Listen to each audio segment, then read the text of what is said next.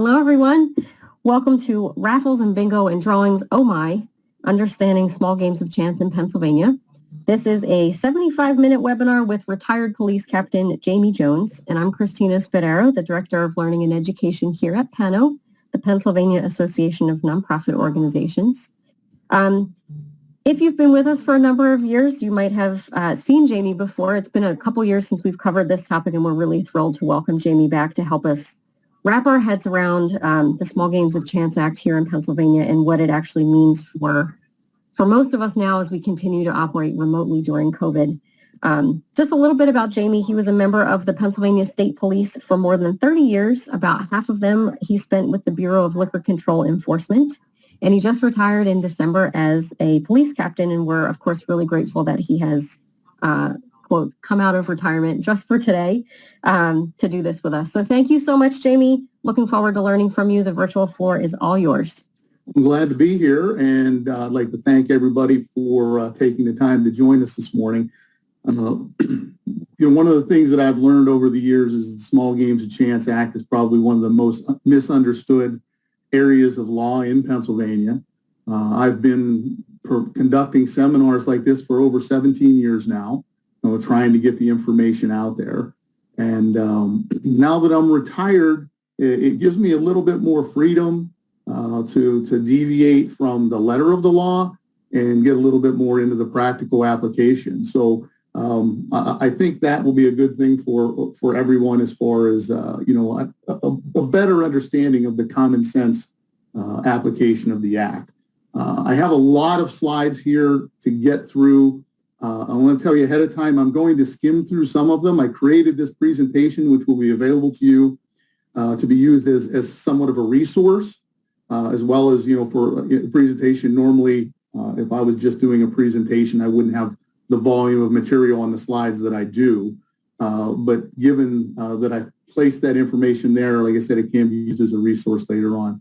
This slide is just a disclaimer. I'm going to provide you the most accurate and up-to-date information that I can. But, gaming activities in Pennsylvania are highly regulated. And as such, officially, you should consult private counsel, if you have any questions. I will say that judging by the number of attorneys who have contacted me over the years, it's also an area of a law that there's not a lot of expertise, even within the legal community, but they can obviously do research and even reach out to people like me. So that being said, I'll go ahead and get started. Just a quick overview and look at the definition of gambling. Is you don't know what gambling is, you don't know when you need a license to conduct it. Look at the Small Games of Chance Act, the application, permitted games, use of proceeds, prize limits, things of that nature. Get into discussion of individual games, licensed premises and location of games. And during that section, I'll also talk about online gaming, what you can do and what you can't, down to gaming on bars and restaurants that have liquor licenses, record-keeping requirements, and potential penalties for violation. So let's get started on what gambling is. So what activities constitute gambling in Pennsylvania? Well, in various court cases, the courts have told us through their rulings that gambling consists of three elements: consideration, chance, and reward. These three elements exist in a contest, tournament, event, what have you, then gambling exists. It's not a test for illegal gambling because those all exist in the Pennsylvania lottery and in the casinos. It's just a test of whether gambling is occurring. We'll look at each element individually quickly. Also keep in mind that all three have to be present for gambling to be present. If you remove any of the three, you no longer have gambling. So when we look at consideration, this is often misunderstood. It's the cost to begin a player event, a bet or a wager. I have some examples there. If you have to pay anything for anything to get into the contest, the tournament, the event, then it's consideration. So if it's an incentive for a charitable donation, it's consideration. Okay. Even if, you mark on the ticket, hey, it's a charity, but a donation, if I can't get into the game without making that donation, then it's consideration. Pay anything for anything as a precursor to getting in or as a condition to get into the game, tournament, event, contest. I mentioned here that the rules and regulations prohibit payments of using credit cards or debit cards. And I'll talk more about that later on when we talk about online gaming. Excuse me. Chance, we're all pretty much familiar with chance. Event outcome based wholly or predominantly on chance. Over 50% chance is a game of chance. Roll of dice, result of a race or sporting event, things of that nature that the player has no control over the outcome, or at least little control over, less than 50% control over. In a reward, the final element the courts identified, a return to a player for a winning event.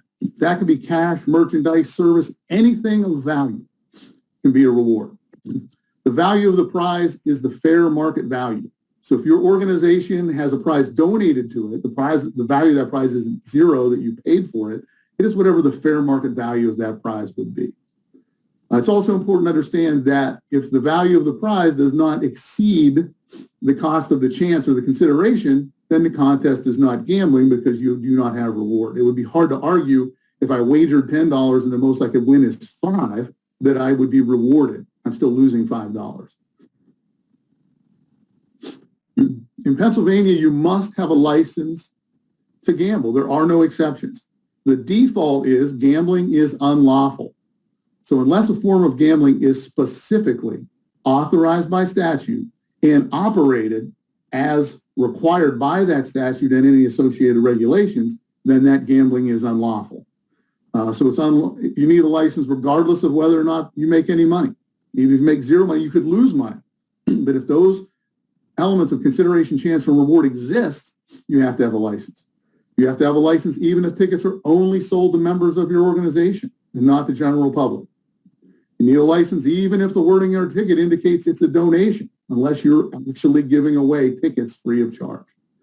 And regardless of the nature of the prize, whatever it is, cash, merchandise, service, as long as it has a value and that value is greater than the consideration, you're gambling and you need a license.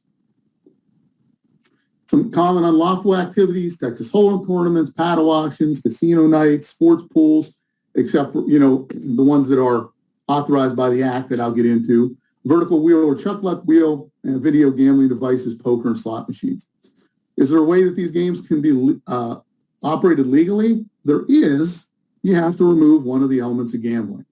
For example, no fee to participate. If you had a card tournament, no fee to participate. At the end of the night, the winner got a trophy or a prize provided by whoever was operating the games, not gambling. Same tournament, you're running it for charity. You have a $10 buy-in to play Texas Hold'em. At the end of the night, the high chip earner gets a little trophy that's valued at less than $10. Again, you've removed reward. You wouldn't have gambling. So sometimes you'll see these things advertised, and you'll think, well, you can't do that. But if you dive into the details, you'll find out that whoever's operating it has removed one of the three elements. So again, in the Small Games of Chance Act, we have two types of license. The one I have annual in parentheses because it's just the Small Games of Chance license.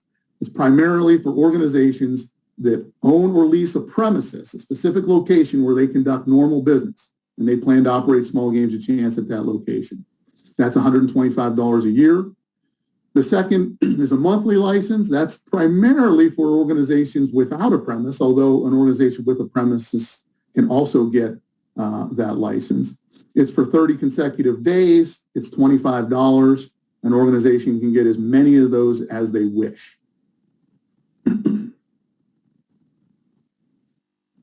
Eligible organizations, just quickly, the main thing here is we know that there's some sort of charitable component, charitable, religious, fraternal, veterans organization, club licensee, civic service association. I'll let you read through that. But the important thing is that the organization has been in place and fulfilling its purpose for at least 1 year prior to the date of application.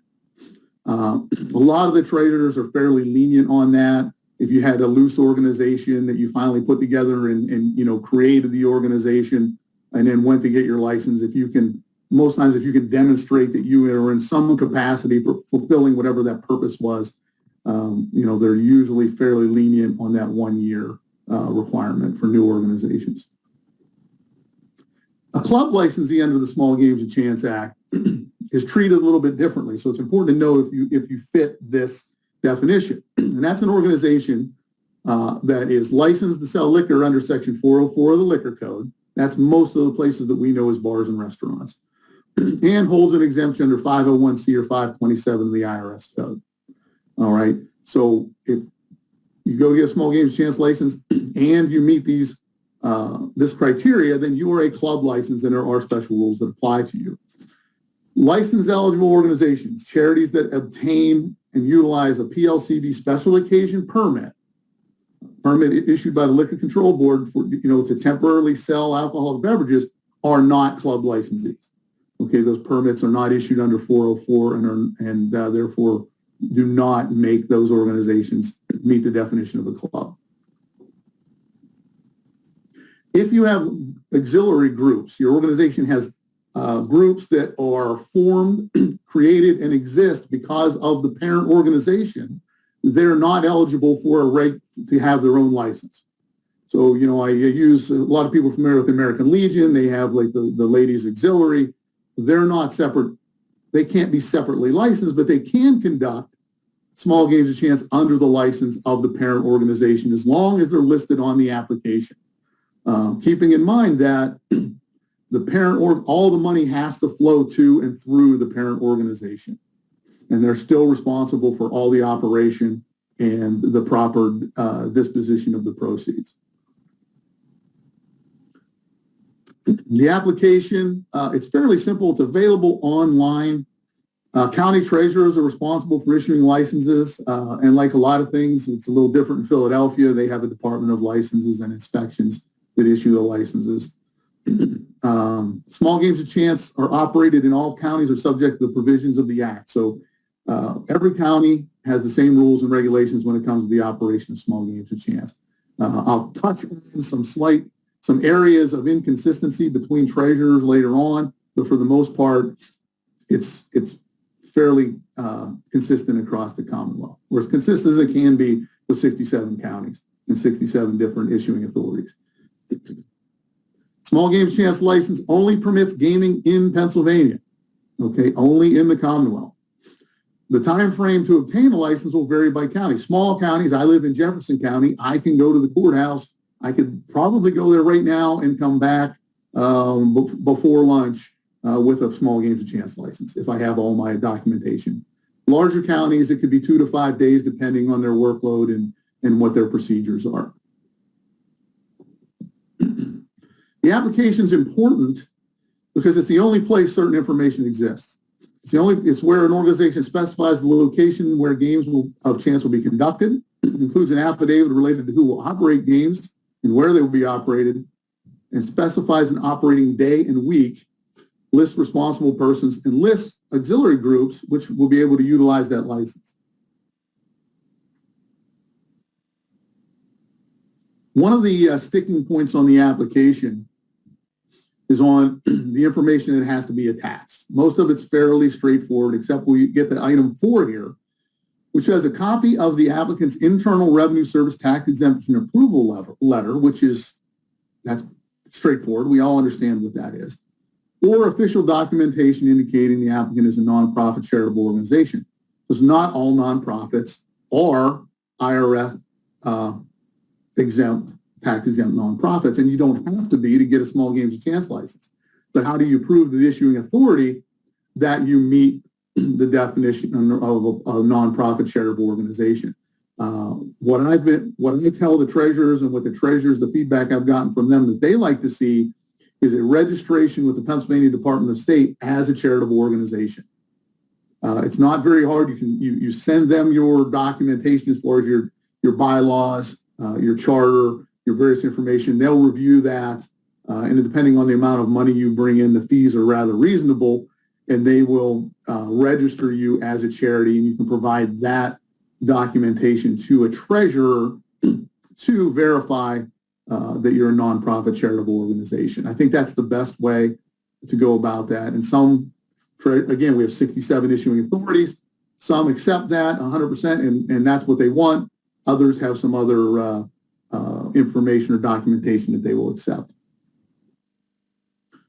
If you have any changes to the structure of your organization, you change presidents, you change vice presidents, you change any of the officers, any information that's listed on your application changes, you're required to notify the issuing authority within 15 days of that updated information.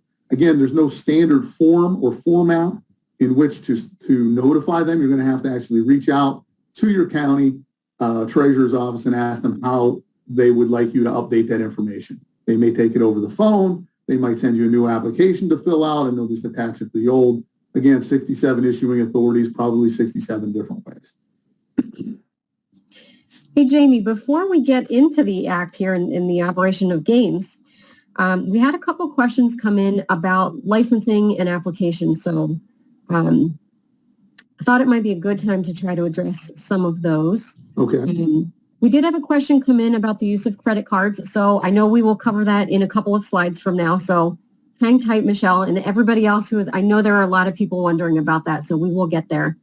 We have someone else wondering if we're selling tickets leading up to an event and we're selling them from our office, but we are doing the pull or awarding the prize at another location. Do we need a special license for that? Is the annual license sufficient? How does that work? As long as both locations are within the same county, there are no issues. You would have to notify whichever location was not the location listed on your license. And we'll see this later on. You'll have to notify the county treasurer that you'll be operating at that particular location on that date and time. So as long as it's in the same county, no issues. If they're different counties, and we're going to get into that later on a little more, again, that's one of the areas we have some difference of opinion between county treasurers. And I'll explain that when we talk about the location of games. Perfect. Okay. And Jeff is wondering about auxiliary groups. So if an auxiliary group actually has its own separate independent 501c3 status, can they get a license? The mere fact that an organization is called an auxiliary doesn't really make it an auxiliary. To be an auxiliary for these purposes, it has to exist only because of the other organization. You know, it's created by the bylaws, the charter. If it is a completely separate organization, but it's like a sister, to use family relationships, rather than a brother or sister to the other organization, rather than a parent, child, then they likely could. But you have to remember, if they both operate at the same location, they're both not eligible to get a license at that same location. Mm-hmm. One license issue per location. Trying to see if there are any other similar questions.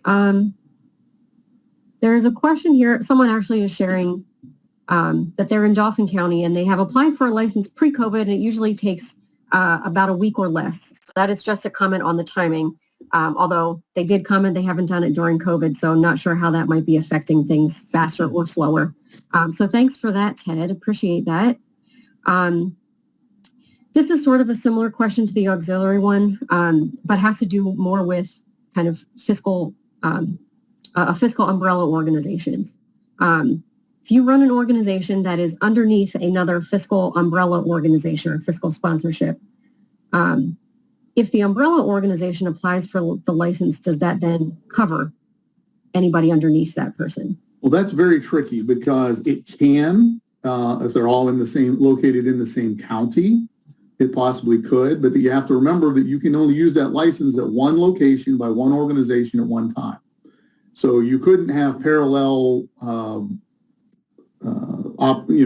events going on by multiple sub-organizations under that umbrella, if you know what I'm saying. So you couldn't have, say you had 4 sub-organizations. Only one of those could be utilizing that license at any given time. Okay.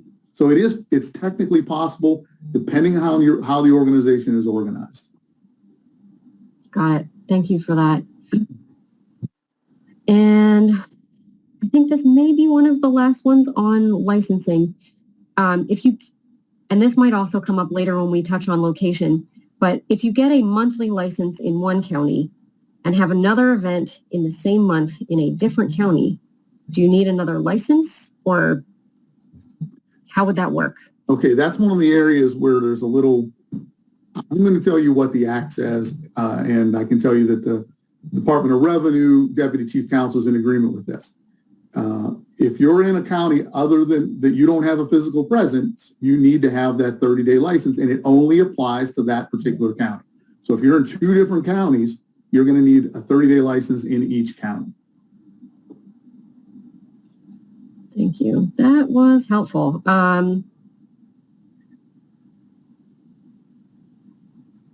Let's see.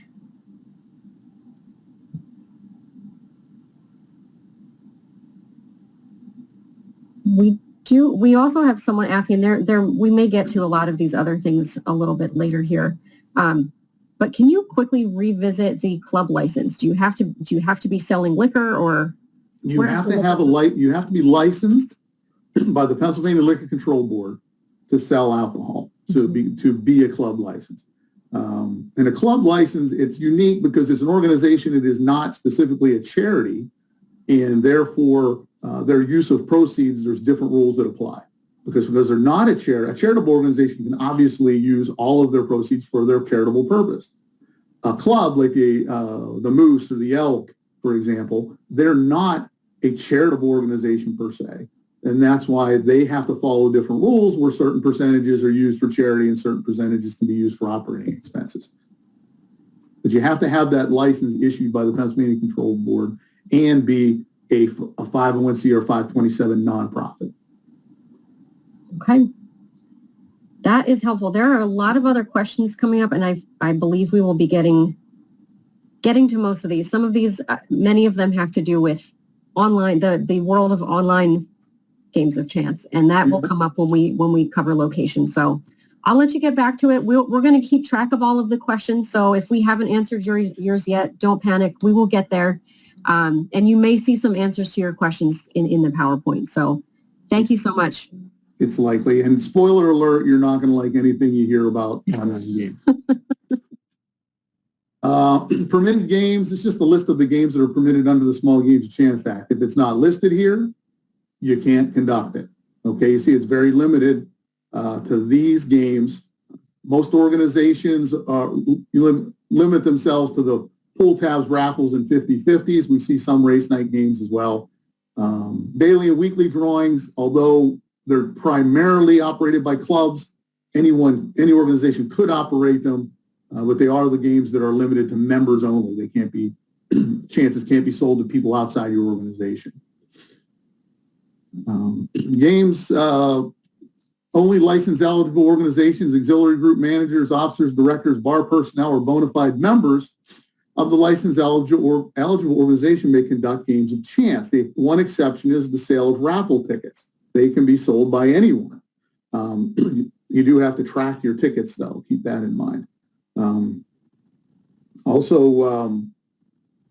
Eligible members, bona fide members. So it behooves an organization when they create their charter and bylaws that they have full control over the language in those documents is to be as inclusive as you can as far as your membership. Because if you have some sort of an event and you're having a 50-50 or you're selling some other type of chances, that expands your pool of individuals who can then volunteer to help you sell those. You can't just pull somebody off the street and say, hey, help us sell these 50-50 tickets. They have to be a bona fide member of your organization. A person may not be compensated for conducting games of chance. All right, so you can't pay anybody for selling tickets. I'll let you on a little secret here. There's a little glitch in the law.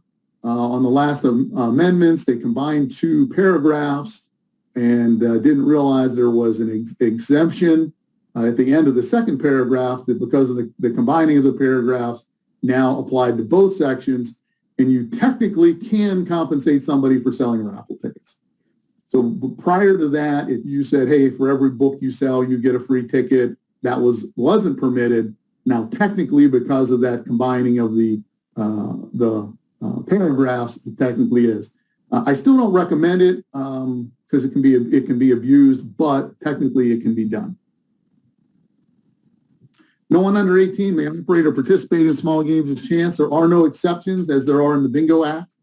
And just for your information, you can't sell any chances from a punch board or a pool tab only for some reason to somebody who's visibly intoxicated.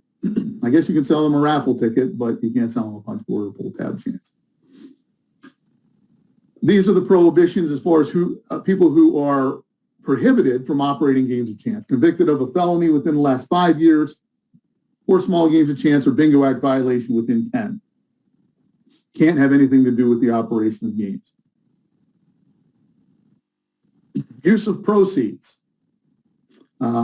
Generally speaking, an eligible organization that has proceeds from games that exceed $40,000 per year, that's calendar year, shall maintain a separate bank account, separate from all other funds.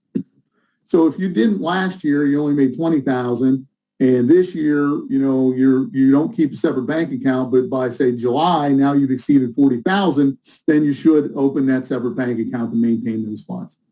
I personally recommend that all organizations keep a separate bank account for the small games of chance proceeds, just because it makes things very clean and easy for auditing purposes and to track where your money's coming from and where it's going to.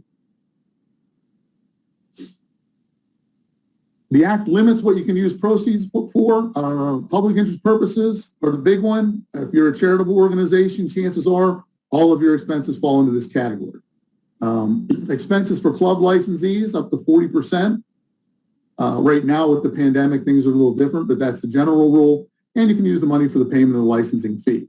So it has to fall into one of these categories. The proceeds have, like I said, specific requirements under which they can be utilized. I'm not going to read all of these. This is just the definition of a public interest purpose from the Act. It's basically all the things that would fall into that charitable use category. Fire companies, building, parks, things like that, helping expenses that the government normally would bear, like to help feed people or things of that nature. We do see that it does not include the erection of any or acquisition of any real property unless that property will be used exclusively for public interest purposes. And generally, small games chance proceeds may not be used for political activity. So it's not the appropriate fundraiser for political campaigns whatsoever. This is just some information for clubs, talks about that 60-40. Right now, that doesn't apply because there was a recent change to the law, House Bill 777, coincidentally, dealing with gambling, and it allows organizations to keep all of their proceeds for their expenses up to a year after the end of the pandemic emergency is over.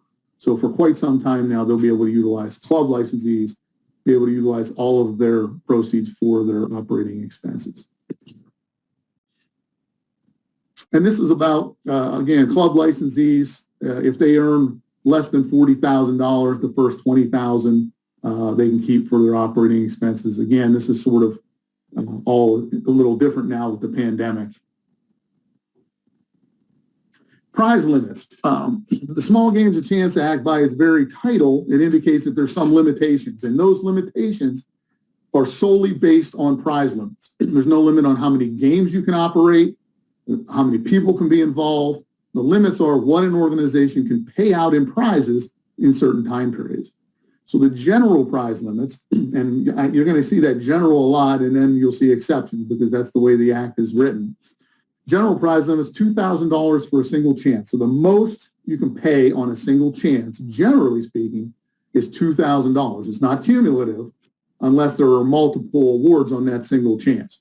For example, if you do a raffle ticket, it goes off on the daily number for 10 days, and every day you can win $5,000. That's a bad example. Every day you can win $1,000 for 10 days.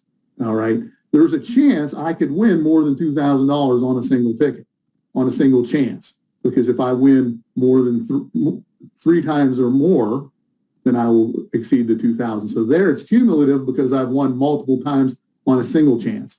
But if I bought 5 raffle tickets from an organization that gave away $1,000 on each, and I won 3 on 3 tickets, that does not exceed the prize limit, the individual prize limit, because it's per single chance, not cumulative in that scenario. For an operating week, an eligible organization may pay no more than $35,000 in prizes. In a month, an organization can pay up to $15,000 in raffle prizes, keeping in mind that that $15,000 raffle prizes in the week that those are awarded are weeks adds to the $35,000 for the operating week total. Okay, so that's not a separate and above the $35,000, it would be included in that number. And we see that exception for special raffle permit. I'll talk about that later. And additional exceptions for daily and weekly drawings, which I'm not going to spend a lot of time on that. There's not a lot of activity for most charitable organizations, but if anyone has questions, there's information on the slides. You can look at it and shoot us some questions at the end. And here, like I said, discussion of individual games. I'm just going to go through, skip through these.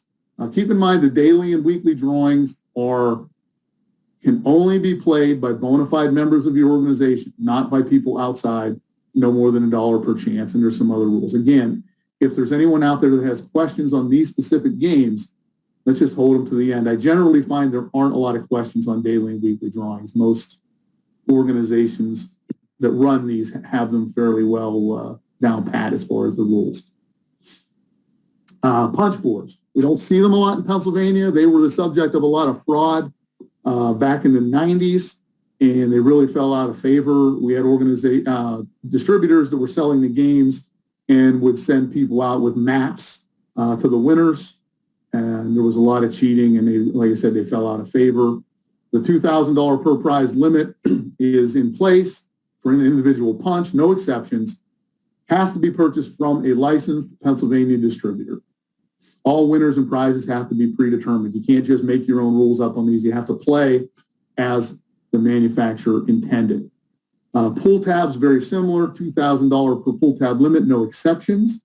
All prizes, all winning tabs and the associated prizes have to be predetermined. Okay, you can't, I still see tickets, a 5-window pull tab where somebody puts a sticker on the back, winner to be determined by the Pennsylvania Lottery on this date. That's an illegal game. Okay, they've taken a legal game where there was a flare inside or a seal that they would open up and find the winner, and now they're allowing the daily number to find the winner, and you cannot do that. It has to be predetermined. On punch boards and pull tabs, the only thing an eligible organization can do to alter the game is to substitute merchandise or other prizes of a set value for cash prizes in the game. And as long as that merchandise has a fair market value of at least as much as the prize you're substituting, you're fine. You know, as long as it's close to the value of the prize you're substituting, there's no problem. That's the only change you can make to the gameplay of a pull tab or a punch board. Tip boards are a form of pull tab. Same rules apply. Winning tabs, you know, you should punch or perforate them if they're utilizing pull tabs so they can't be redeemed again. There's certain information that has to be on a legal game in Pennsylvania. It has to be somewhere. This is the back of the tip board. It can be on the box. It'll be on a card in the box. It has to have a Pennsylvania form number to indicate that it's been approved by the Pennsylvania Department of Revenue. It has to have your price per play, your total prize, your gross profit. That's the minimum information that is on a legal game. You can buy these games on eBay, but don't, because you have to purchase them from a legal licensed Pennsylvania distributor, and there's a list of those distributors on the Department of Revenue website. Now we get into raffles, probably one of, if not the most popular fundraiser. There are generally two types of raffles. Again, I have parentheses around regular because it's just a raffle. Can be conducted by any eligible organization. And the second is a special permit raffle. You obtain a permit through the issuing authority. It's valid just for the raffle, and we'll see that it allows you to exceed any and all of the prize limits. That's how organizations can give away a car or a motorcycle. So if we talk about a regular raffle, a raffle in which a special raffle permit has not been obtained, we see that all of the prize limits apply. $2,000 per chance limit, it adds to the $35,000 weekly totals, limited to $15,000 per calendar month in prizes. And if you get a monthly license, that 30-day license, keep in mind, you have to sell all chances, award prizes during that time that you're licensed. But you can get multiple 30-day licenses. So, you know, if you were going to run a raffle and all you did for the year was run one raffle, and it went from March through June, or let's say March through May, you know, 3 you'd get 3 30-day licenses, it would be more cost effective than the $125 annual license if that's all you did. But you have to be covered under one of those licenses during the whole period.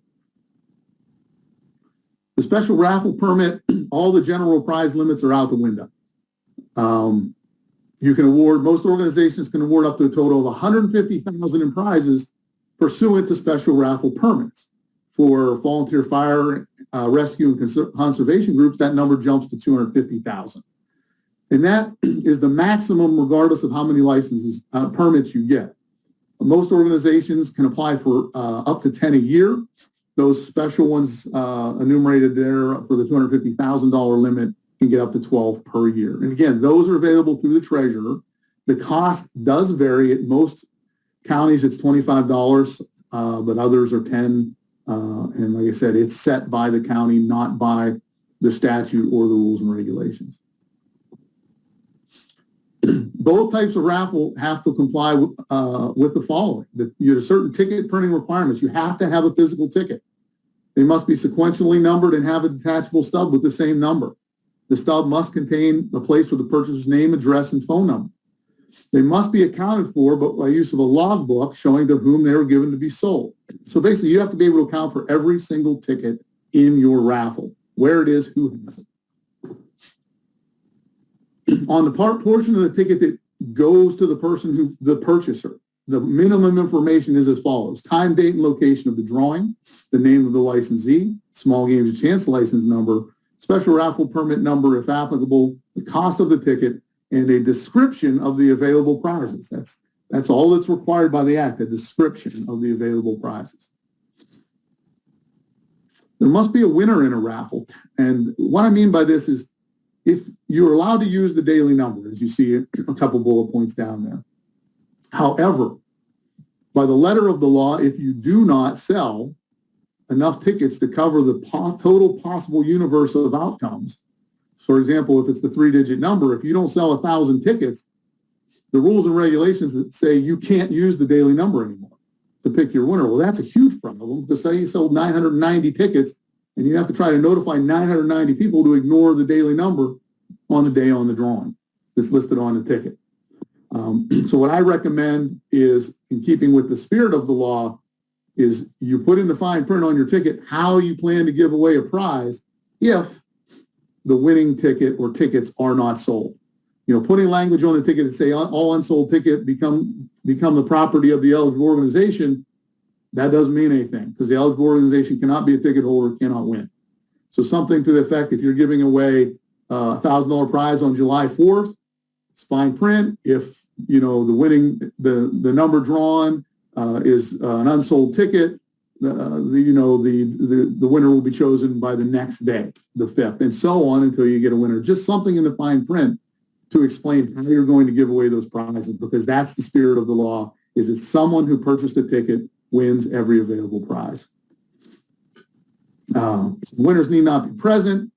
You don't have to purchase your raffle ticket from a licensed distributor. You can have them printed. If you do, the printer has to be provided with a small games chance copy of your license and a copy of a special permit if applicable.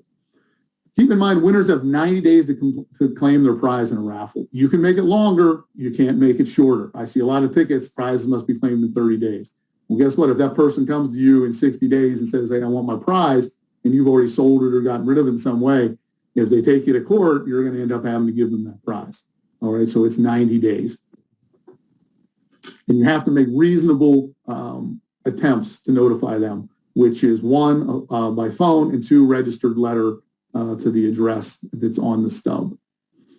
Term raffle also includes raffle auctions, also referred to as basket raffles or Chinese auctions, which means, that we all know what those games are. What you probably may not know is that raffle ticket printing requirements apply. Because they're raffles, you can't just use the generic roll tickets for those. You have to be able to tie each of those tickets to the person that purchased it, and it has to have certain information on it. You see at the bottom, baskets may not contain alcoholic beverages. And that's one that we frequently see violated.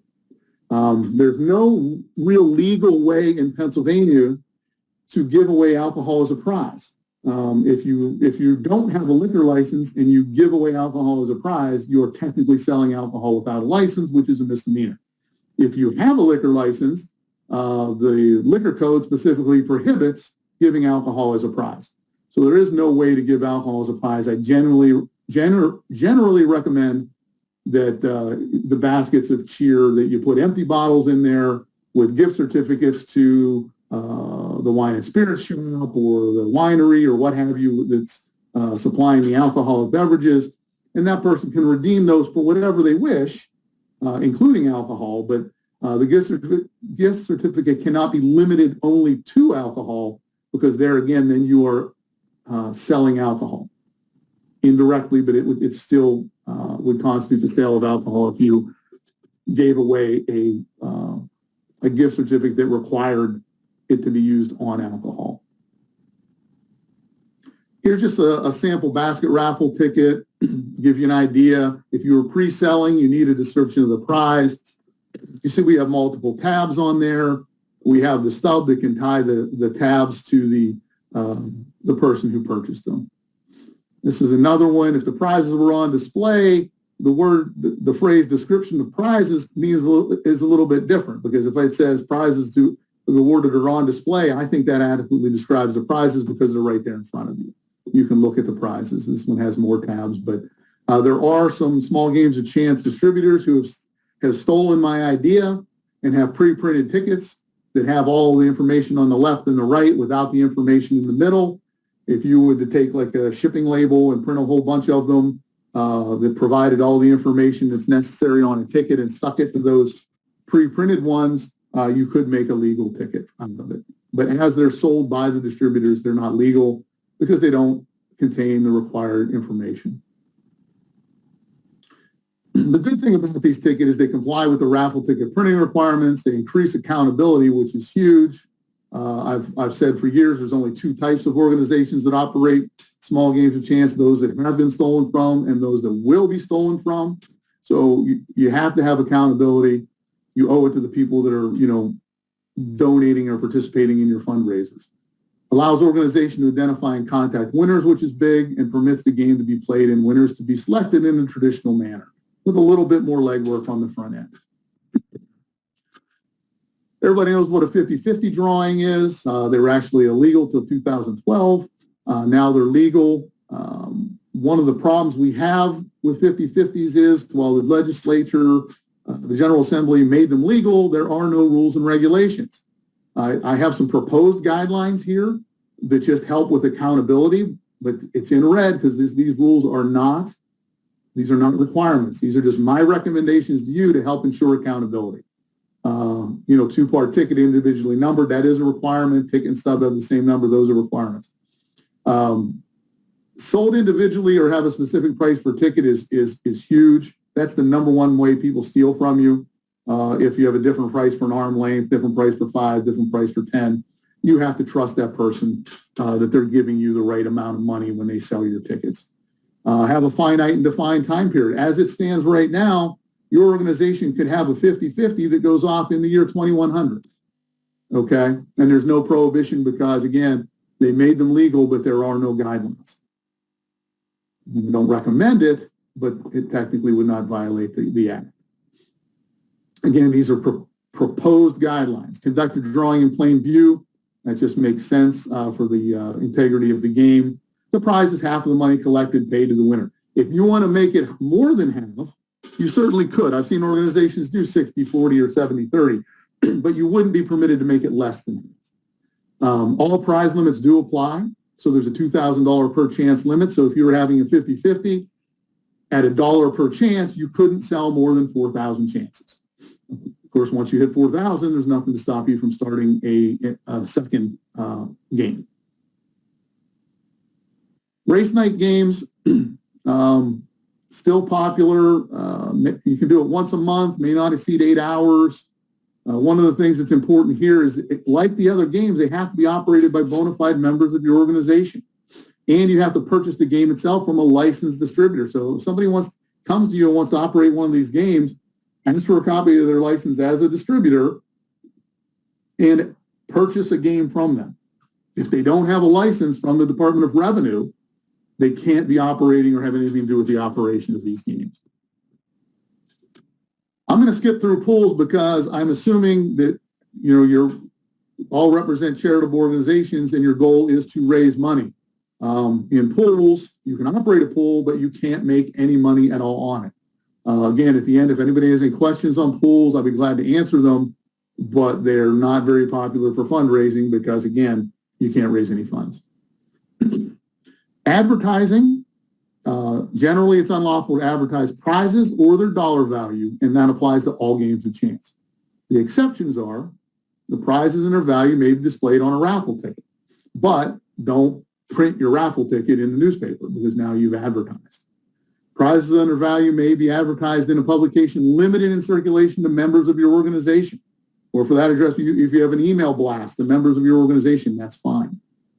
Social media. Small Games Chance Act was written in 1988, and that was long before there was such a thing as social media. But when we look at Facebook, my advice has always been to organizations is that Facebook is sort of like a bulletin board that exists in your building. If you have something posted on your page, I don't get it unless I want it, unless I go to your page to see it.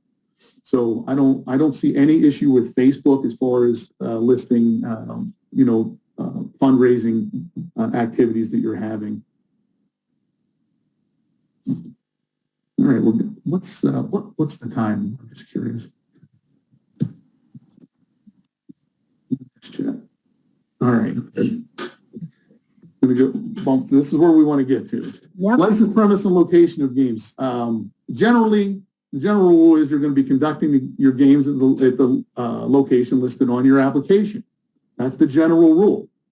Or you may conduct small games of chance in the county where the license is issued is at another premises, which is the operating site of an eligible organization, or any location within your county where it's not prohibited by local ordinance, for which the treasurer has been notified. So if you're leaving that location on your licensed premises or operating somewhere else within your county, you just have to notify the treasurer. Now, activity outside the county we're licensed, now you're going to have to contact both treasurers because this is where we have differing interpretations. Some say you can just move your license and use your Dauphin County license in Jefferson County. Others say, and I agree, and the Department of Revenue agrees, that you should get a 30-day license in that other county where you're not located. But again, if you're going to be operating outside your county, you're going to need to talk to both the treasurer of your county and where you intend to operate and hash out what they need you to do to operate.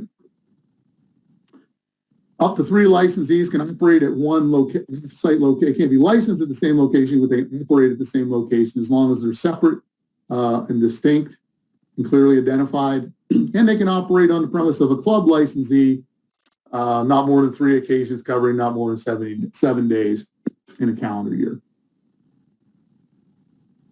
The exception to that location are raffle tickets, which can be sold anywhere in the Commonwealth as long as that location has approved the Small Games of Chance referendum. Now, it's not incumbent upon an organization to police every single person that has tickets. If you know you have members that you're giving tickets to sell and they live in 3 different counties, you're going to want to notify, as the bullet point says there in white, the treasurer and DA of those counties that tickets are going to be sold in the period of time. If all of your members live in your county and you give them tickets and somebody's visiting a relative in Philadelphia and they sell them a ticket, the onus is not upon the eligible organization to be preventing things like that. If the organization knows full well that tickets will be sold in other counties, they need to go through that step to notify the treasurer and district attorney. Online, this is the big one, okay? It's not mentioned in the Small Games of Chance Act or rules and regulations. So if we remember, the default in Pennsylvania is it's illegal unless it is specifically authorized. Small Games of Chance Act generally, again, the exception of raffle tickets, requires games be operated on the eligible organization's licensed premise or at another location within the county where you've notified the treasurer, okay, with that raffle ticket sales being the exception. Other rulings as far as gambling has been concerned, as far as operation, the operation entails the taking of the consideration, the chance component, and the awarding of the prizes. All of those things are involved in the operation of the games, and those all have to occur at a permitted location. All have to occur at a permitted location. So, it's very difficult other than a raffle, to do anything online with small games of chance. Some additional issues. The rules and regulations specifically prohibit taking any payments that are tied to a credit or debit card. No exceptions. So online payments, PayPal, Venmo, some of those are tied to bank accounts. All right, in which case, it wouldn't be tied to the credit or debit card. My advice to eligible organizations is that you make it clear if you're going to sell your raffle tickets online, which remember, you need to have an actual physical ticket and offer people the opportunity to receive that ticket. You're going to sell those tickets, you should put, in very big disclaimer, we cannot accept payments that are tied to credit or debit cards. And then again, I don't personally feel that it's the responsibility of the organization to police every single payment to see that people are complying with the rules you put out there. I think you have to take reasonable steps and do your due diligence to ensure people know the rules and try to get them to comply. Another problem is age verification. First time you have somebody under 18 by a chance, you're in violation. Okay, your organization has basically committed a criminal act under the Small Games of Chance Act. So it's very difficult to verify who's buying tickets. Location verification. Before the casinos were allowed to operate online gaming, they had to spend hundreds of thousands of dollars on app development to create apps for the phone that physically prove that you're within the Commonwealth before you can gamble, because their license is only good in the Commonwealth, just like a Small Games of Chance license. I actually received a call about 4 months ago from gambling authorities in New York State who wanted to arrest a fire company in Pennsylvania because they were selling a pull tab game online and New York residents were playing the game, and they were in violation of New York state laws. So there are so many issues when it comes to online gaming. I know we see it, it's very prevalent, and some of the treasurers are cracking down on it. I don't know of any law enforcement in Pennsylvania that has yet, but that's not to say that it wouldn't happen. The biggest risk here is embarrassment to your organization, that you're actually violating the law. Should you have somebody that brings that up or puts it in the paper. Prosecutors are very hesitant to prosecute charitable organizations as long as the money's going where it's supposed to go. But again, it's best to do the right thing. That's definitely my advice. The only online Small Games of Chance activity that is technically permissible would be the sale of those raffle tickets, where you could advertise for the sale of those raffle tickets. Those virtual raffle sites are not legal. Those folks have no business operating any raffles. They're not legally permitted. The games that they operate do not meet the legal requirements of Pennsylvania. Again, payments may not be tied to the credit card or debit card. You may utilize the PA lottery or live stream the drawing from a licensed location. And participants should be afforded the opportunity to attend the drawing if applicable. I mean, if you're using the PA lottery, obviously it's not an issue. But if you're actually drawing a number, technically they should be afforded that opportunity. Chances are they won't want to if you're live streaming it, but that's the reason you have to print the date, time, and location of the drawing on the ticket so people can attend if they wish. Auctions and silent auctions are not small games of chance and are not subject to the provisions of the Act. So none of these things we're talking about applies to those fundraisers. Online bingo, it's a big no. And the reason is the definition from the Bingo Act states, the association shall own both the premises upon which bingo is played.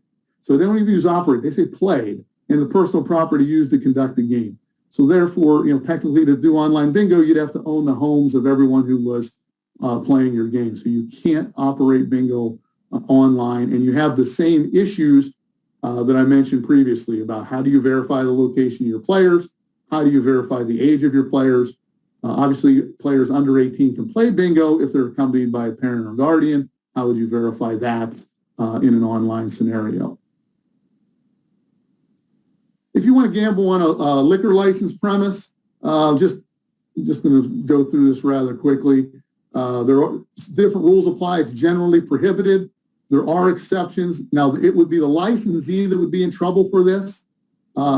If you were to operate, you have to have a license for small games of chance or bingo, and your organization has to be registered as a charitable organization with the Department of State. Even if you're not required to register because of your low fundraising figures, you have to register for the liquor licensee to permit you to operate. Again, this would not come back on the eligible organization holding the small games of chance or bingo license, but it could cause a fine or suspension of the liquor licensee's liquor license for permitting an organization to operate that doesn't meet this criteria. Records, I'm not going to go through this. You are required to keep records. For club licensees, they have to maintain 5 years. For everybody else, it's 2 years. That's from the last day of the month in which the game ended. I would encourage you to go on to the PLCB's website, BLC, Pennsylvania State Police BLC's website.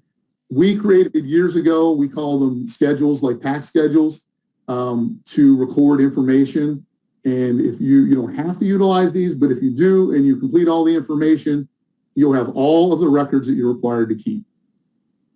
One of the things that you have to keep is your W-2Gs. I'm just going to go through this. Like I said, you can read through this. That's why it's a reference. But W-2Gs, again, single prize. Single prize. If you award a person a prize on an individual chance, not cumulative unless it's multiple wins on the same chance, that is valued at $600 or more and capital letters underlined, both conditions must apply, and at least 300 times the amount of the wager, you have to issue them a W-2G. That means a copy for them, a copy for the IRS, a copy for the Department of Revenue, a copy for your records. Okay. You'll see the last bullet point, when you calculate that $600 and 300 times, you reduce it by the amount of the wager. So I won't get into just one scenario. If you were selling tickets for $20 a ticket, you wouldn't, in a raffle, you would not hit the trigger a W-2G until you gave a prize valued at $6,020 or more. Okay, $6,020 or more, because you subtract the cost of the ticket, gives you the $6,000, which is 300 times the amount of the wager. So that's important. Clubs, again, like I said, I'm gonna skip through this because I really want to get to the questions. And this is meant to be a reference for you. And Christina is a great reference as well. And if she can't answer it, she usually reaches out to me. Reporting requirements. Every organization has to keep records. Only clubs have to report. And that's only if they make more than $20,000. Again, that's clubs only. Organizations that don't have liquor licenses do not have to report their small games of chance activity. They do have to keep records, though. Okay, enforcement, club licensees, BLC, ALJs, other organizations, district attorney, and local law enforcement. There are penalties. That's what it is important to know. As I said earlier, prosecutors are very hesitant to prosecute. If you make an honest mistake, I can say almost without fear of contradiction, you would never have to worry about any legal action if you are trying to do the right thing. All right. If you're trying to do the wrong thing, well, then, that's a different story. You try to do the right thing and do your best, that you're not going to have to worry about this. These criminal penalties can apply to the organization, to the individuals who run the organization, and or to the individuals who are actually running the small games of chance. So you see, there are penalties. It's very, very rare. You would literally have to work at getting arrested for anything having to do with small games of chance, which means you would be doing something wrong. You would likely be notified about it, would thumb your nose at law enforcement, do it again, and continue to do it despite continued contact from law enforcement. Then you might see some criminal charges. But generally, don't let it concern you. If your goal is to operate legally and you're doing the best you can, it is not an issue. Rigging games, obviously, common sense, it's the same crime as illegal gambling. And these are some of the penalties for organizations. But again, chances are nobody needs to worry about these things. Embarrassment for your organization and yourself is usually the worst penalty you'll face. And like I said, I'm going to just go through that. And then let's go ahead and get to questions.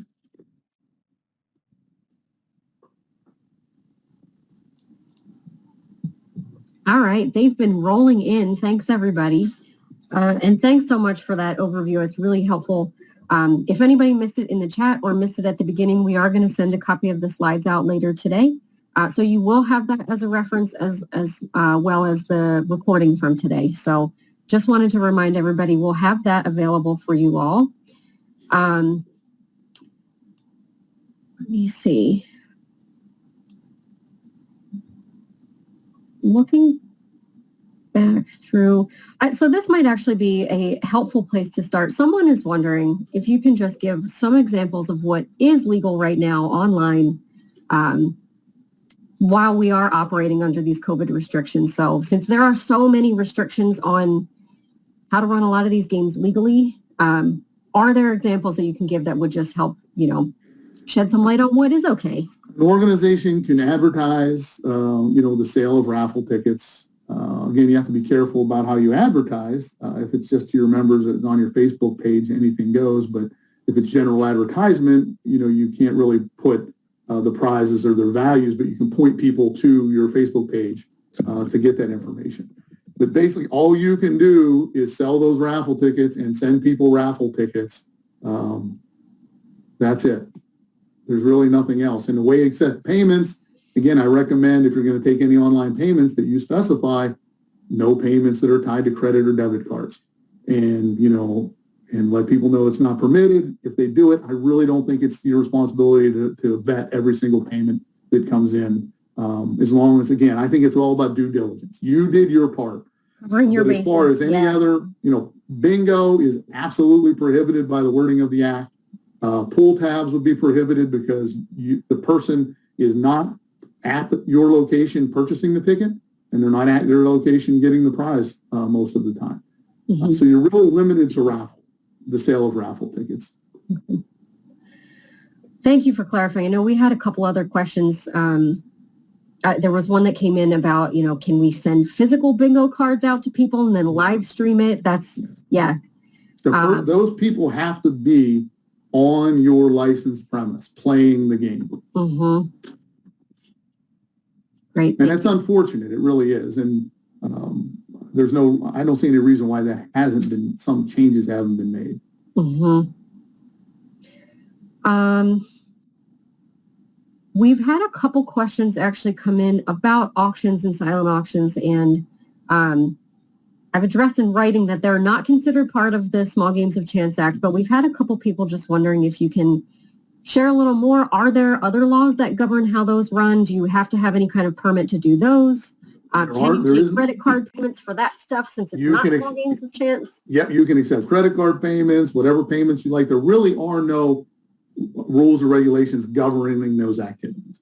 Those are things that, it's a transaction it's more of like a civil transaction that you're entering into with the people that are purchasing items or bidding.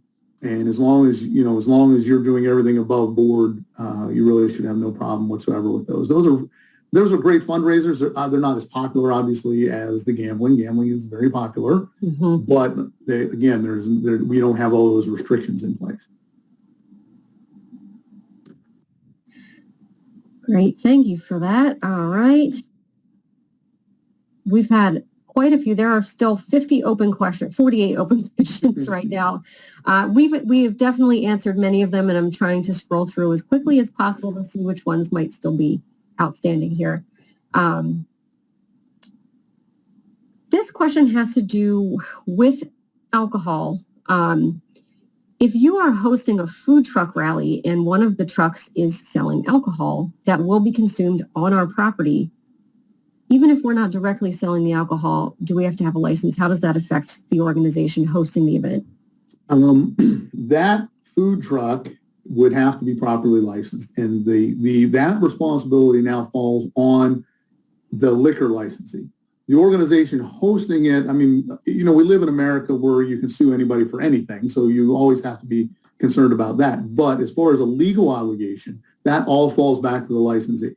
The licensee is serving alcohol that they're permitted to sell at a location they're permitted to sell in a form that they're permitted to sell. Thank you for that clarification. Let's see. We had someone asking if you are allowed to hire a third-party company to host your online raffle. No.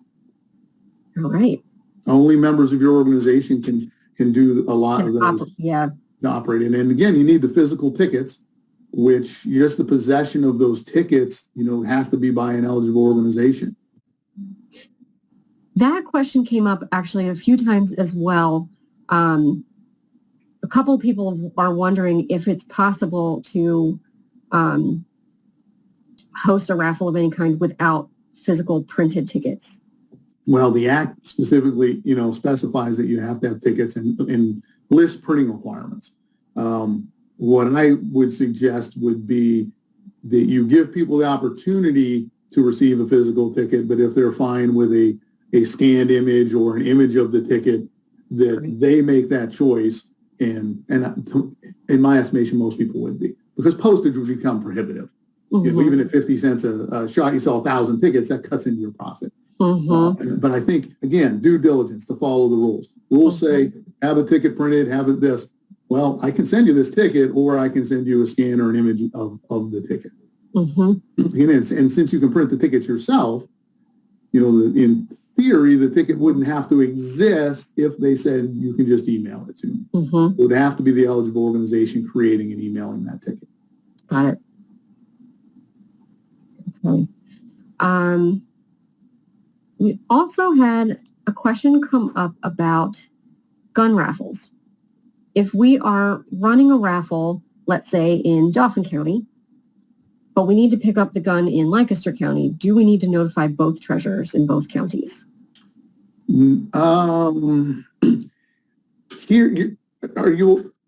Generally speaking, the organization awards a certificate that allows the person to pick up the gun. If that's the case, and the awarding of that certificate occurs at the event, then it doesn't matter where they pick up the gun, because the prize is the certificate. Got it. So they've been awarded the prize. If they had to go to California to pick up the gun, that's fine, because they've already been awarded the prize in Pennsylvania at the proper location. Okay. Great. Okay. And this question came up a few times. This comes back to the sale of raffle tickets. If you have people in different counties, let's say maybe you have board members in other counties or family members who are selling tickets on your behalf, do you need a license in each of those counties where people are selling? No, you only need to notify the treasurer and district attorney of the county or counties. And that's just a quick form letter that says, hey, I usually suggest you put a copy of the raffle ticket, you know, in there and say, here's our organization, our license number, our members and associates are engaged in the selling of tickets in your county on this span of dates. And that's it. There's no licensing requirement. And that's a good thing too, because then if there's any question about the authenticity of your raffle and somebody calls the DA or the treasurer, now they go, oh no, here it is. And if there's an issue, they have the contact information for the organization conducting the raffle. Okay. And again, those notifications can be made by email. There's a lot of different methods that you can make. Perfect. Okay. What about door prizes for a ticketed event? Is that ever considered? Would that ever fall under small games of chance? Absolutely. If I have to pay to get into the event, and you're giving away door prizes, then you're gambling. Okay. The only exceptions would be is if the prizes were valued at less than what I paid to get in. If it's a $50 ticket event and you're giving away a prize, the maximum value of the prize you're giving away is $30, well then there's no reward. But if you're I'm paying $20 to come to an event and you're giving away $100, $200 prizes, as fair prizes, yeah, you need a license. There was a similar question. I'm looking for it now about, let's see, an organization planning to use donated items as prizes. Since they are used, the IRS would consider the fair market value to be lower than retail or resale price. So if that is less than the cost of entry, would that then kind of not meet that standard for a small game of chance? Sure, and I mean, you're splitting hairs there. When you get into this area like that, sometimes you're asking for trouble. I mean, it should be quite clear that the prizes are of a nominal value or, less value. It's certainly something you could do. But again, those are things that sort of call attention to organizations. And the last thing you want to do, you want to call attention to yourself to sell tickets and get people to come to your events. But you don't want to call attention to yourself so that you have people calling the treasurer or the district attorney. Yeah, great. And we did have somebody comment and just share. I'm glad you brought this up, Thomas. There's actually a bill right now, House Bill 290 from Representative Warner, which would allow for electronic payment using credit or debit cards. It is waiting for sponsorship, and this would only be a temporary change or a temporary allowance in the law that would go away once the pandemic goes away, to allow people to conduct small games of chance. We'll conduct raffles. Yes, really, you're yes. sort of limited to raffles. Yes. It still would only extend a little bit further to the raffles, but this was introduced back in 2020 and did not get much traction. So thank you, Thomas, for bringing that up. I'm not sure where it currently stands. I think Thomas says they're looking for House reps to sign on right now. Yeah. One of the problems with making changes is, again, your license is only good in Pennsylvania. So, I saw some bills out there which would have permitted, the operation of small games of chance online, but now you run into the problem. You have people playing in other states. Nobody in Pennsylvania can authorize you to sell chances to somebody in Ohio or New York. And those authorities, again, have already contacted Pennsylvania and said, hey, knock it off, or we're going to start arresting some people. Yeah.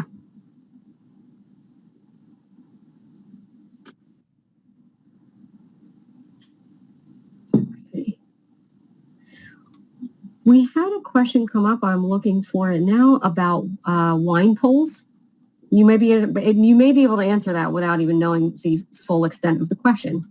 More or less, it was whether or not those are legal. Well, if the wine pools, again, if it involves any type of gambling, so if there's a ticket and they draw your ticket, here's a bottle of wine and your ticket, and you get the bottle of wine, yeah, it's not going to be permissible if it's a prize. It's just not. If you have a special occasion permit to sell alcohol and want to do a silent auction or live auction for alcohol, that's different. But when it comes to that game of chance and awarding a prize, that's generally not permitted. Great. Okay.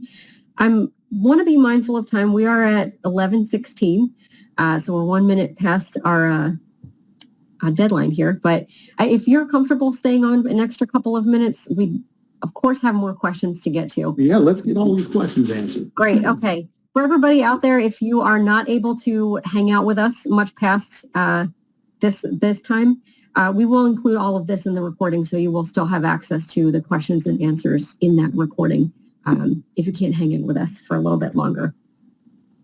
Back to the questions. Let's see. This has to do with something that came up early on, so we'll go back and clarify for anybody who may have missed that. Is it considered a raffle when a donor enters to win a prize for donating X amount of dollars, or every $10 you get another chance? Yes, that is a raffle. Thank you very much. All right.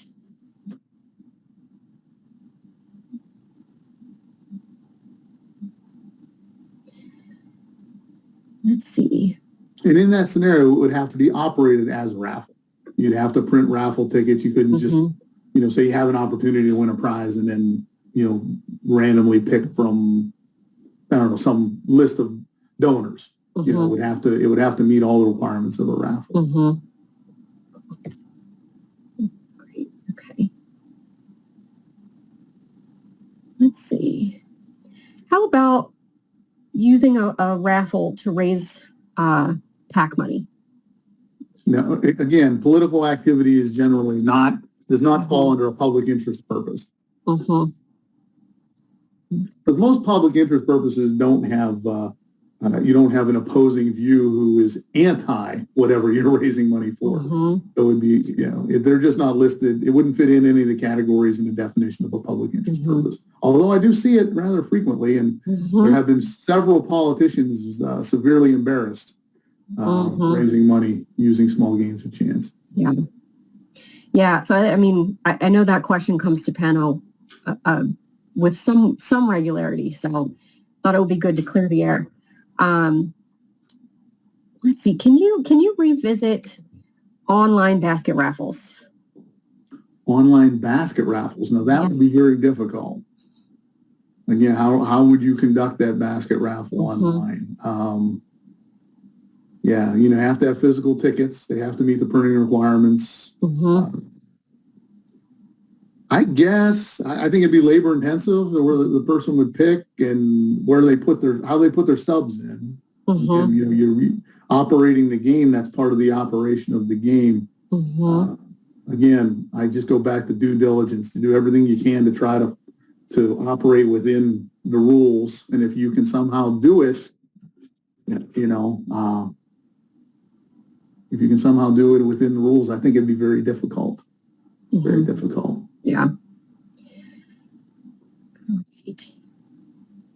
This question comes back to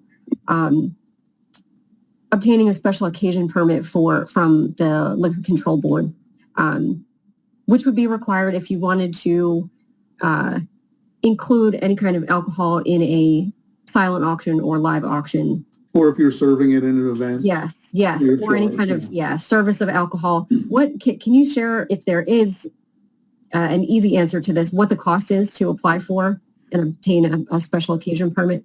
I'm pretty sure it hasn't gone up. I think it's $100 and it's good for up to 10 days during the year. The list of eligible organizations are on the application on the PLCB website. Keep in mind that even if you're giving away alcohol free, right, if there's a charge to enter, or an entry fee, and then you get free alcohol, well, then you are selling alcohol. So keep that in mind. One of the ways around that, if you're having a small event and you don't want to spend that $100, is you truly give away free alcohol, which means I come to your event, I don't have a ticket, hey, I'd like a beer, and you say, oh yeah, here's a cooler of beer right here, enjoy a beer. Where there is, you know, you've removed that purchase requirement. And small organizations will do that rather than spend the $100. Or organizations that don't qualify for a special occasion permit. But I believe it's still $100. It can be had relatively quickly. Organizations, if you get in a bind and you're up against it, if you contact your representative or state senator, there's a desk down there in PLCB that deals with those folks. And usually they can get you that permit the same day if you're you know, backed into a corner and you didn't realize you needed one, and now you do. Yeah. But when in doubt, it's always best to get it. Yeah. All right. Couple of questions about in-person bingo games. Can a nonprofit rent a bingo hall, or is that in violation? They must. They can rent a bingo hall. But there has to be a written rental agreement, and the amount of rent can have nothing to do with the number of participants or the amount of money made. Basically, the owner of the facility can have no pecuniary interest in the bingo. That's all. Yeah. But they can rent or lease a facility, absolutely. Yeah. And another related question, again, about in-person bingo. If it's totally free to attend and donations are later encouraged, how does that factor into? No rules apply. Yeah. You know, it's not bingo. If you're not charging, it's not gambling. You only need that bingo license and have to abide by those bingo rules and regulations if you are gambling utilizing bingo. Once you remove that consideration, and you're no longer gambling, it's just a game. It doesn't qualify as a game of chance then. Yeah, great. Okay. A lot of good questions here. I see one right here. If you have an event and a special occasion, an event with a venue that has a liquor license, do you need an SOP? And you wouldn't, as long as that organization is serving all of the alcohol, the licensee. If you were to get a special occasion permit on the premise of a liquor licensee, that licensee would literally have to de-license the portion that you are operating on, because you can't have two licenses operating at the same time. Mm-hmm. So generally, it does happen where an organization, a bar or a restaurant has will de-license a portion and allow a special occasion permit in there, but more often than not, that licensee is providing the alcoholic beverages for the event. Mm-hmm. Great. Okay. Yeah, that was a great question there. This one here has to do with, this is an interesting one, and I'm sure several organizations are in similar positions, but if we're holding a virtual event this year, can we sell a ticket level that includes 50/50 tickets? They actually sold tickets last year prior to canceling their event due to COVID, and guests asked that their tickets be held over for this year's event, not knowing that this year's event would have to be held virtually. So can they do a live drawing of the 50/50 tickets that were sold in 2020? Of the ones that were already sold? Yes. Yeah, I wouldn't see an issue with that. Again, we're in uncharted waters here. And again, we'll talk about trying to do the right thing. And that is definitely would fall into trying to do the right thing, both, within the Small Games of Chance Act and for the people who have already paid for the chances. Mm-hmm. Do a virtual drawing and award that prize. Mm-hmm. Okay.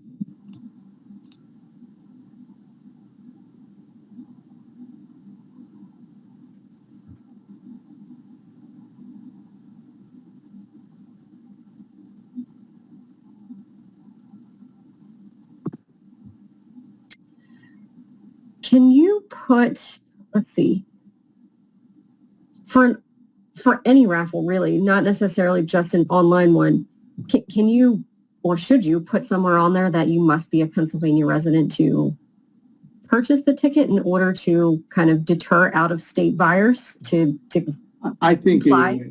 I think a statement like void or prohibited or tax, the things you see on a lot of different things, and let that person make that determination about that. It doesn't absolve you of any possible criminal liability, again, especially when you're talking with other jurisdictions in other states when people are purchasing those. But it certainly would, again, show that due diligence or the effort on the organization's part to ensure that they comply with the law. Mm-hmm. Okay. Oh, here's a good one. So I'm sure this has maybe come into play for a lot of people over the last year. Would we get in trouble for giving away small prizes to randomly drawn responses to questions we post on social media? Like, we're asking people to engage with our social media page. We're asking questions like, what's your favorite park? And whoever responds, we kind of put their name in a hat and do a random drawing for a small prize. No consideration, no gambling. So yes, you can do that. Yeah, great. So that is okay because there is no consideration. There's no entry fee to be part of that raffle drawing. Right. Perfect.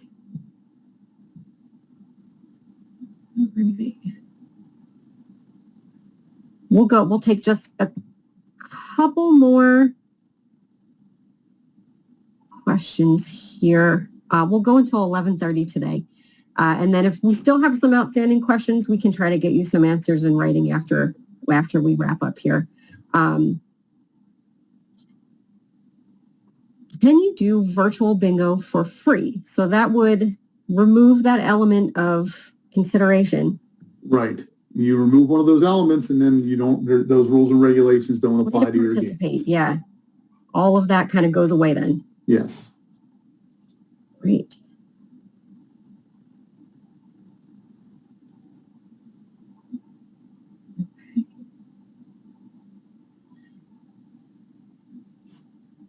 All right, we had another question come up about specifically seeing a lot of fire departments doing tip boards and pull tab raffles online. That is a no-no. Right.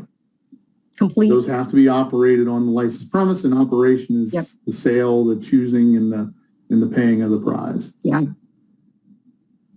I see a question here about someone's asking about a raffle using roll tickets, and you technically they want to keep track of the buyers, and they're following the spirit of the law without the letter. My advice is you should not use roll tickets because they don't meet the printing requirements, and that is a requirement.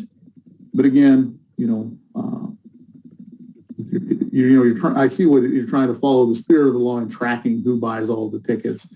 Again, it's certainly going to be a mitigating factor should there be a complaint or an issue, but it is technically outside what's legal. Yes. Perfect. For the operators of small games of chance, besides raffles, which, anybody can help you sell raffle tickets, can you include special operators in the application that would differ from the authorized list? The examples given here are, special MC, an honorary planning committee. Remember I mentioned earlier about if you control the wording of your charter and bylaws, you want to be as inclusive as possible. And you want to, if those people are members of your organization as defined by your charter and bylaws, then yes. Okay, so they have to meet whatever that membership requirement is, which it can't be overly broad. Like it can't be member of the human race, but it can be somewhat broad as far as, like say for a school organization, parents, grandparents, or other relatives of students with an interest in helping to raise funds for organization, which is rather inclusive and would include quite a pool of people. Right, that is helpful. Okay. Couple of people have been wondering about sites to host online auctions. That is completely separate because it is not considered part of the Small Games of Chance Act. Completely separate, yes. So online auctions, yes, third-party sites, go for it. I see a question here, and I just want to bring this up because I meant to mention this. Sure. PayPal and many other online platforms prohibit any gambling activity. We actually had I want to say it was Berks County bingo hall. The PayPal actually closed and seized $13,000 from this organization for operating gaming over their site. So that's another thing too. If PayPal decides that they're going to look at you, they will seize your money. And if you look at the agreement that you basically don't read and check off that you agree to with PayPal, it gives them the authority to close down your account and seize your funds if you're gaming. So that is a very good point. I'm glad that it was Debbie that brought that up. Yes, thank you for that. Yeah, I meant to mention that because that's something a lot of folks aren't aware of. Mm-hmm. Okay.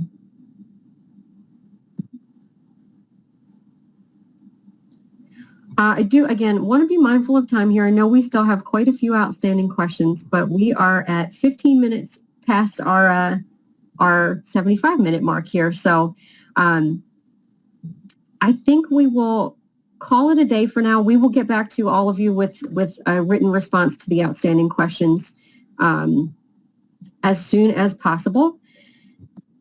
And there will be a follow-up email going out today with a copy of the recording so folks can revisit anything that we've just gone over in the last 90 minutes, along with a copy of that PowerPoint.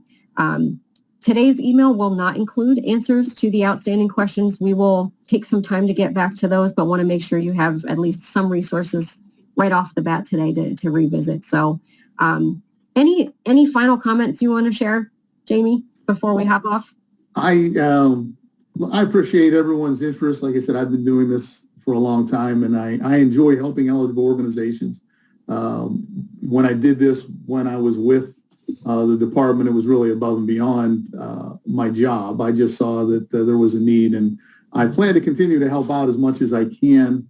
I don't know exactly in what capacity. I've been asked to do consulting for clubs and some other liquor licensees, and I don't know whether there's any area where anybody would be interested in that with the small games of chance. But I'll certainly continue to work with Pano to try to keep people above board but still making money. Like I said, I knew nobody would like the answers to the online gaming. It is really incumbent upon the General Assembly to make some common sense changes. But again, everyone needs to keep in mind how difficult and delicate a situation it is when you're dealing with online activity, because you're dealing with multiple jurisdictions, and we just can't control, what happens in those other jurisdictions. So I give them a little bit of a pass there, because it would be very difficult to craft this legislation. Yeah, there's just a whole lot that can't be regulated, or that would be really difficult to do. So it is. It's just like the example with the 50-50. It was so easy to pass and say, hey, everybody can do 50-50s, but now we're sitting here with no rules and regulations. So, some, dishonest person runs that 50-50 that goes off a meter 2100. We can't do anything about it. Law enforcement can't do anything about it because it's technically not prohibited. Yeah. But I would like to, again, thank everybody. I always enjoy working with, and I used to get hundreds of calls a year from, nonprofit organizations, and always did my best to help. And I am optimistic. I feel better that I can answer a little more freely now. And again, I was sort of stuck to the letter of the law as a member of law enforcement. Now I can a little more free to speak in a more common sense fashion. So. Yes. Well, thank you for that. We really, really appreciate all of your time, all of your expertise, and all of your practicality with helping us figure out how the letter of the law actually fits into our everyday nonprofit work. And thanks again to everybody who joined the call today, asked some really great questions. I know we have more.